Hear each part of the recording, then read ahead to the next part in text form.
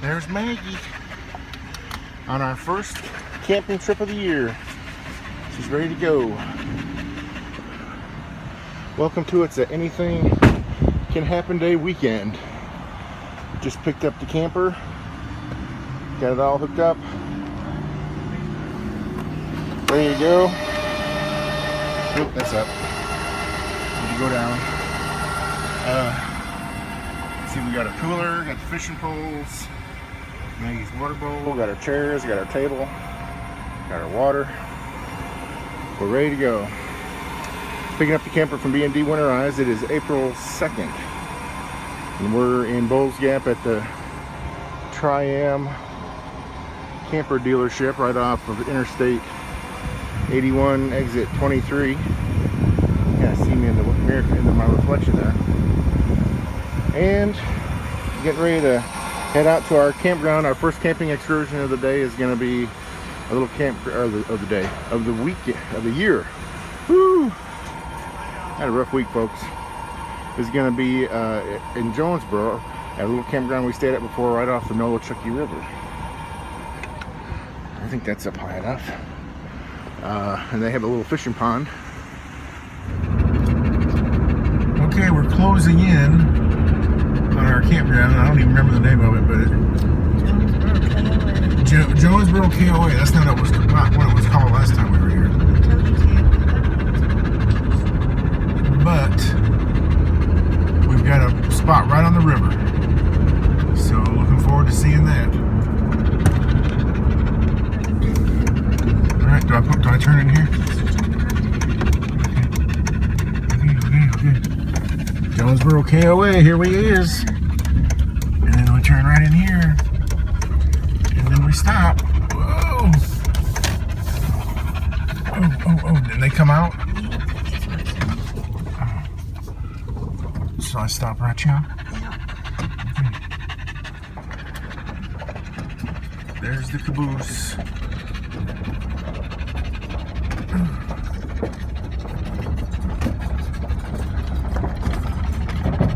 So I turn.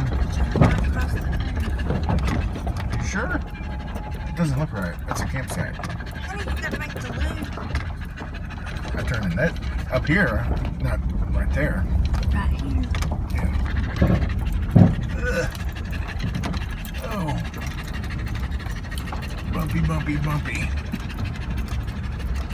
There's Jerry's. He makes this look like a pop-up tent. Pup tent.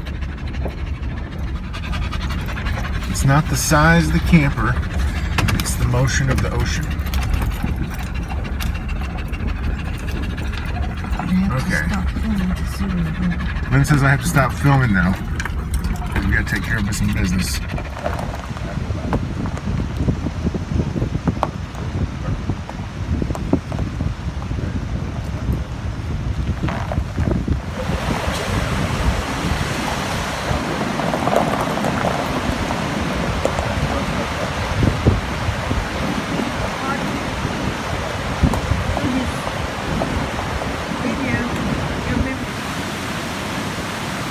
We just got everything unpacked, or loaded, unloaded, settled. Camper's all settled. We're going out to eat. It's about 6 o'clock Friday night of the 2-night adventure. There's Jerry, Lynn's brother's camper, and this is our view. I mean, this is literally right in front of our camper. There's the truck, there's the camper, and I'm sitting in a chair, and that's my view right there. So it's pretty good. That's not a bad little view. If you ever had those sound things to make water noise to fall asleep to, we're gonna have that pretty good all night. So we better go. We gotta go eat, and we'll be back in a little bit. All right, we're camping on the Nolichucky River right here. Just got back from supper. It's around 8, almost out of light. There's Maggie, looking for something to pee on. And when we camped here before, this river was pretty calm, but we've had some heavy rain lately, so not really swimming water weather. There's a place across that rock. There's a little knoll in there where it's between those two rocks where you can swim. And then down here, I don't know if you can see where there's a big rock jutting out. There's no current on the shore between the shore and that corner there, so you can float around in there. But even when it's down, the current's pretty high here. So anyways, Lynn went to get some tea. This is her brother Jerry's camper, and they're on the river too. The river is definitely the prettiest spots.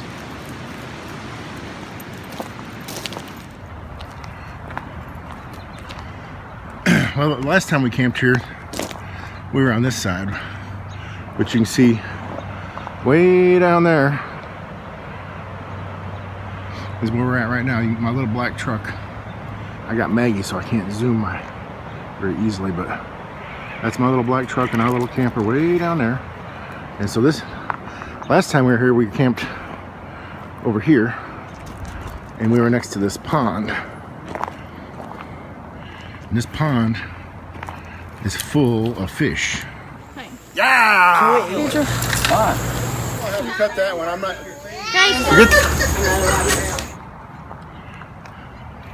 So I'm hoping to. You can see somebody's got their bobber stuck in the tree. Well, you can't see. I can see. You probably can't see. There's line in all these trees, but it's the first week in April. It might be a little bit cold for fishing, but I'm gonna give it a try. This right here, that's the nest. That's where they're at right there. And then there's some over here. There's another nest over there. And they cleaned it up. There used to be a big tree where that rock is. And that channel to the right between the rock and the bank, there was a good nest over there. But I was pulling them out left and right, and turtles too. So, but that was probably July or August, and this is April, so we'll see how it goes. Maybe I'll catch a couple. This is that area I was showing you a minute ago from the campsite, where a giant rock juts out into the river, and it creates a little calm area. Of course, where the river is so high right now, there's still current. The current is over here all the way to the rock, but when the river's down, the water in this little cove right here is calm, and this is where you can swim. You can swim over there, but the current's pretty strong. And then there's a little shore, and I think that's private. If you swim across that little shore, there's a little beach over there, and some people from the campground went over there and they found out that was private property and got kicked out. But yeah, this is a neat little campground. Good morning from the banks of the Nolichucky River near Jonesborough, Tennessee. Got me some day-old McDonald's coffee that I bought yesterday morning and never drank. Just heated it up in the microwave. Got the Nolichucky River. I got Maggie. I got frost on the windshield. It got cold last night. It got down in the 20s. That's the thing about Northeast Tennessee. We planned this camping trip like over a month ago, 2 months ago probably. And it could have been 70 degrees last night. But instead it was 20 degrees. So, it is now Saturday morning, first full day of, well, it's actually, we're just here 2 nights. This is just a quickie trip. Me and Lynn Lynn is not coming on this little ride with us. It's just gonna be me and Maggie. We're gonna go on just a little quick excursion. See, Maggie is very spoiled. When we're out camping, or when it's Saturday or Sunday morning, when she sees we're not getting ready for work, she has to go for a ride. So she doesn't quit pestering you until you take her for a ride. So this is Maggie's ride, and we're gonna go check out a couple of quick things to show you the area around here. Okay, first off, about this campground where we're staying, supposedly this is what I was told. This is the story. This house was owned by Al Capone, and it was a brothel. let me ask you a question. What's the history of this house? Do you know? Yes. 1889, it was built by a mining firm out of Britain, about 4,000 acres, and there was a mine right down past the fire department, iron ore mine, and this was the manager and purchaser. Oh, okay.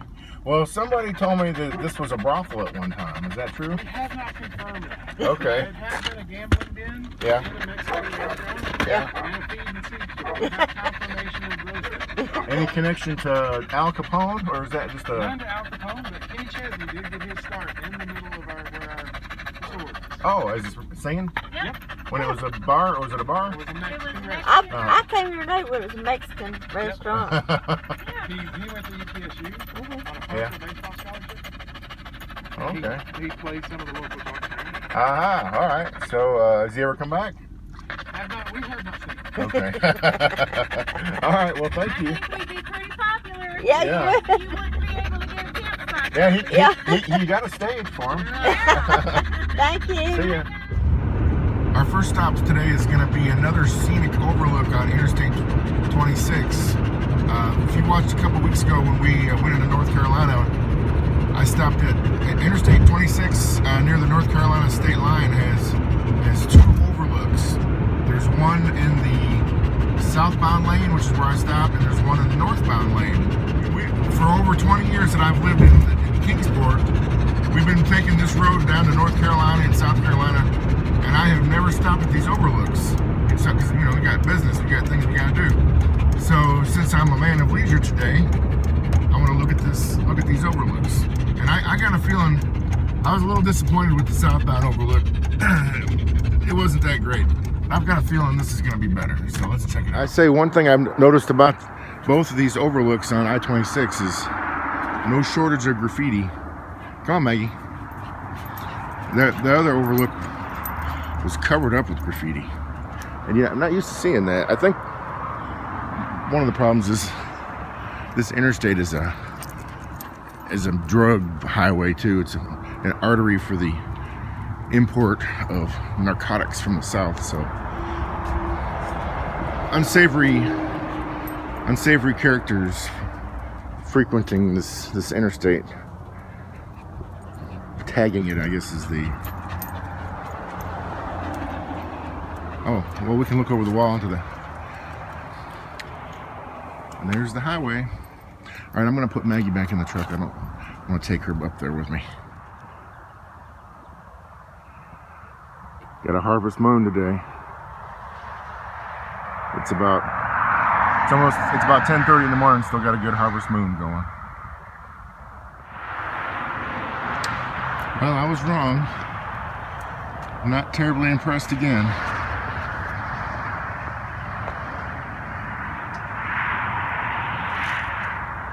I mean,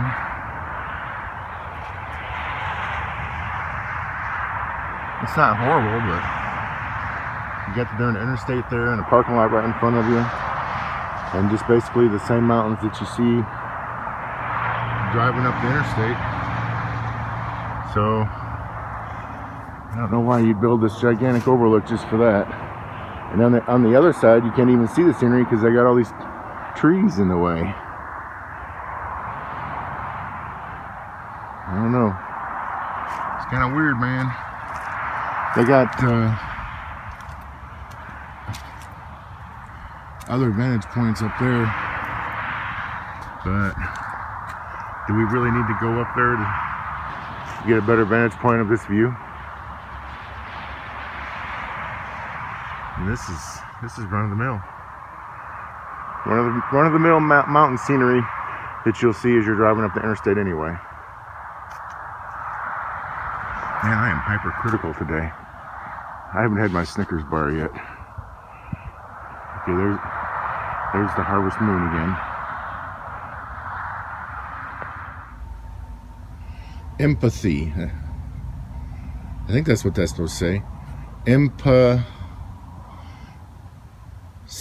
Asterisk TY. No, I guess that's an H. It's an H with a bunch of little extra lines. Empathy. They weren't very empathetic with that wall or the sanctity of this Overlook.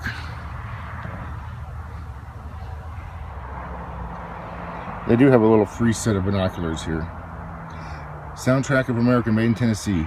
Colorblind viewer. This viewer is outfitted by the state of Tennessee with innovative N-chroma lenses designed to alleviate red-green color blindness. Our hope is that those who have never fully seen the true colorful beauty of Tennessee may experience it here for the first time, and many more times in the future. Yeah, I guess I can see where if it was green it'd be prettier. It's April, stuff's not blooming yet, so I retract my previous griping. It's alright. Okay, fixing to go through historic downtown Irwin, Tennessee. Irwin has a very dubious distinction. What it's most famous for is the hanging of an elephant. In 1916, a circus went to Kingsport, actually, where I live, and there was an elephant named Mary that killed its trainer. The story is the trainer was inexperienced. He hit Mary in the head with a hook, and Mary killed him. And the story got blown up out of proportion, and there was a furor and a demand for justice. So the circus owner who was banned from all these towns, he wasn't going to be able to continue his business unless something was done with Mary. So they decided to hang Mary, of all things. Instead of putting her down humanely, they hanged her. And the only place they could find that had a crane big enough to hang her was in Irwin. So in 1916, I think, if I read correctly, there was like 2,500 people came to the hanging of Mary the elephant and made international news. So now Irwin is famous as the elephant hanging place, and they've kind of embraced it. They have decorated elephants all over town, and I'm sure we'll see one here eventually. First time I came to town and saw that, I thought, that's kind of strange. I wouldn't want to be, remembered for that. But then I found out later that what they do is they auction off those elephants and give the proceeds for elephant rescues. So they turned kind of a dubious, infamous historical incident that occurred in their town into positive. And so you got to applaud them for that. About 3 miles outside of Irwin, you'll find Rock Creek State Park. At least I assume it's a state park. They have camping, hiking, but what this place is really known for is its swimming hole, which I'm going to show to you right now. Rock Creek Recreation Area, Cherokee National Forest, U.S. Department of Agriculture. So this is a federal park. Okay, this is the Rock Creek Recreational Area, part of the Cherokee National Forest, and it's a federal park.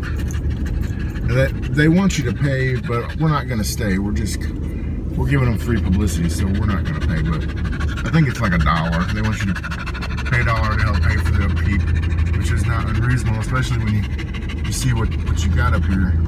There's lots of little places to picnic, picnic tables, shelters, playground.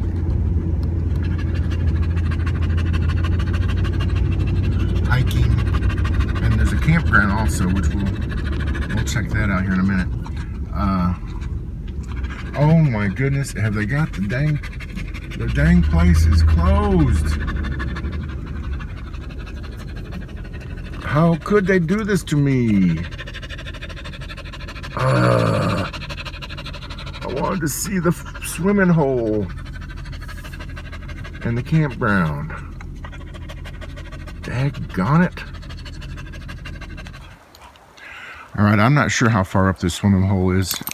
I've been here a couple times, but never really thought about how far it is up from this road, but I'm gonna walk up here because I want to look at it. Well, it wasn't that far. Not even a quarter mile, probably. But you can see this is kind of a man-made berm, and the creek coming out there, and then you come up this little trail, and you see what this berm is holding in.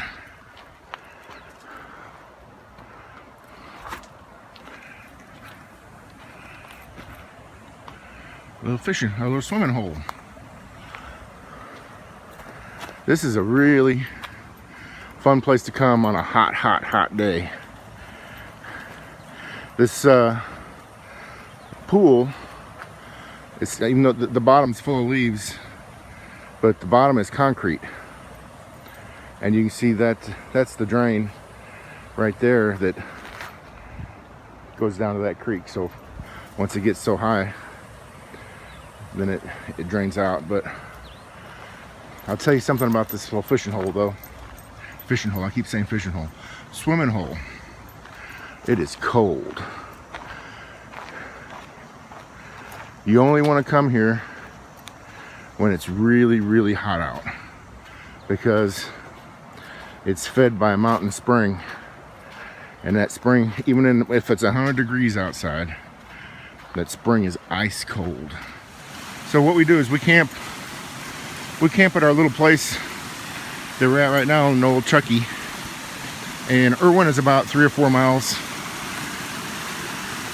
from that campground, and then this little park is about 3 miles from Irwin. So we're about 7 miles altogether from this place. Although this place does have camping, it's real narrow and windy and tight, and we just haven't had enough. There's a lot better places to camp in the world than this, although I wouldn't mind staying here. But it's pretty cool, isn't it? So we get on our floats and we float around, we splash. It doesn't get more than chest deep for me, maybe 4 or 5 feet at the highest. So you can bring the kids here, but just be warned. I mean, and there's over here is where the shallows are for the little kids, and then it gets a little deeper as you go into the middle. But just be warned that it's going to be cold. It might be 110 degrees outside, but this water is going to be freezing cold. So when you're burning up, look at Maggie. Maggie wants to drink. This is good, clean spring water. You know, she's smart. She won't just drink any water. She knows clean water when she sees it. That's a good girl. But that was cold. Okay, so this is Rock Creek. I guess call it National Park. Rock Creek Recreational Area. And this is the swimming hole. Almost said fishing again. And you know, people kind of camp out all around it on a hot day and get in there and splash around and have picnics and whatnot. It's a pretty nice place. There's the little mountain spring that feeds it.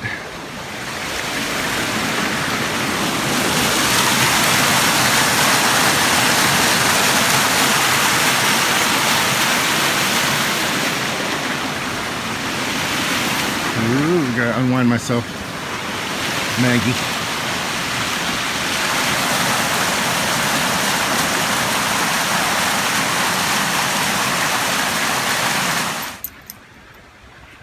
No bicycling in pool area, no dogs in pool. Well, that suits Maggie. She hates swimming. Maggie is not a water dog. They got a little amphitheater over there. That's cool. And there's the other view of the swimming hole with the waterfall. Oh, you know what's a cool shot is the reflection of the waterfall on the water. I'm gonna go get a picture of that. Well, you can't really see the reflection of the waterfall on the water. But what I did discover, you can see right there, there's another little spring that feeds the pond. Another reason why it's so cold. Well, didn't get to show you the Rocky Creek campground, unfortunately. Just right up there was where the pond was, though. Just where you see the end of this little trail where it turns into brushes. The pond's on the other side of that brush. So it wasn't that far from where we had to park to get to the pond, but the campground's kind of way up there. So we'll have to save that for another trip. Better get back to Lynn now. She had run us out because she wanted to clean out the camper, but it's getting about time for lunch, so we'll go back and see what they want to do. Radio now. It's the your actual audience enjoying your comedy. Jonesborough Cherokee National Forest KOA journey. Okay, I just want to make sure I don't know if I had explained properly where we're actually staying. Well, the first couple casts of the season are usually not too good, so I'm not expecting much.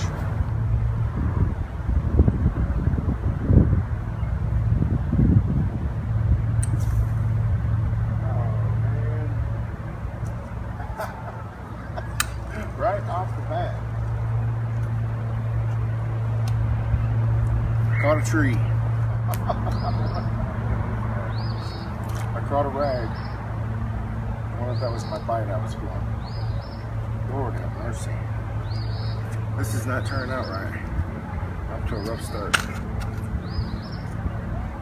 Okay, so far I caught a rag and some seaweed. Okay. So far I have caught a rag, some seaweed, I've lost 2 hooks, 2 worms, and a weight. 3 worms down, 0 fish caught. Here's my station there. I'm putting my worms back on.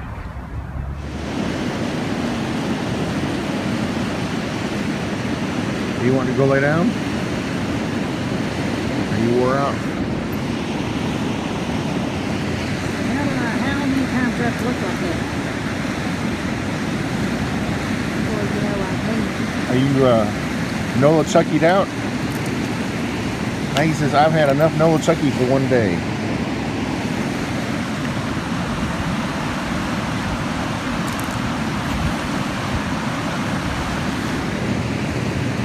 Wanna go for a walk? Let's go for a walk. Well, I'm back here at the scene of the crime. Didn't catch a fish. But I promise, I did catch fish here before. Hey. Yeah! Why? I'll have to cut that one. I'm not...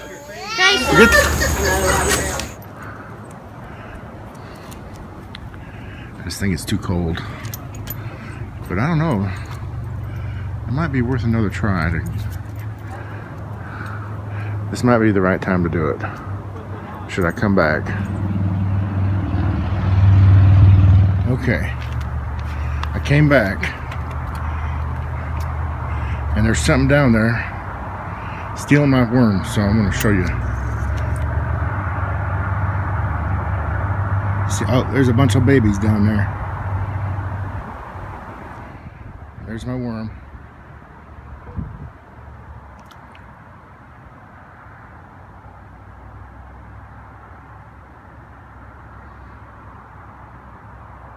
They got it. Oh, well. I just don't want to get skunked today. That's my only...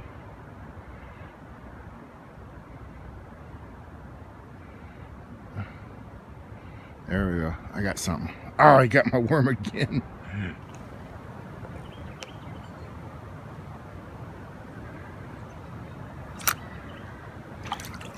Oh, I had him. All right, you. I'm going to catch you. No free lunch today.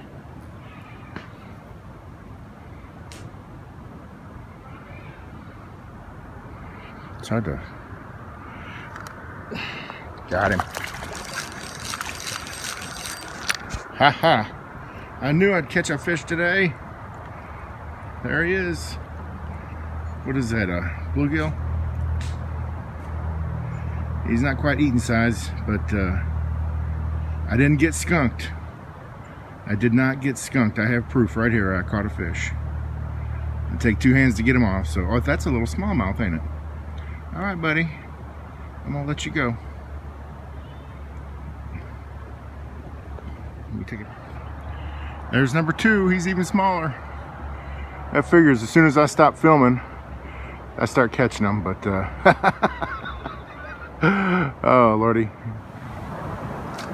I can't see. I Haha. hope I'm getting it. I can't see. He's a little one, ain't he? He's a little booger. All right, that's number 5, and I think he's the smallest one yet. A little smallmouth. So I'm gonna go ahead and throw him back, and it's supper time. I'm gonna call it a night. So I'm just glad I didn't get skunked. I caught 5 little puny fish, so it was a good night. In the spirit of good sportsmanship, I'm gonna throw the rest of my worms to these hungry little fellers who I tormented today.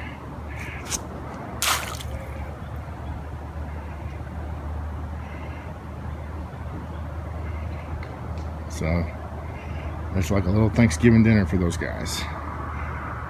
Okay, it's Saturday, almost sundown on night 2. We'll be heading home tomorrow. This was just a quickie trip, but oh, there's Maggie doing her thing. But yeah, this was quite a campsite we got here, and there's our camper.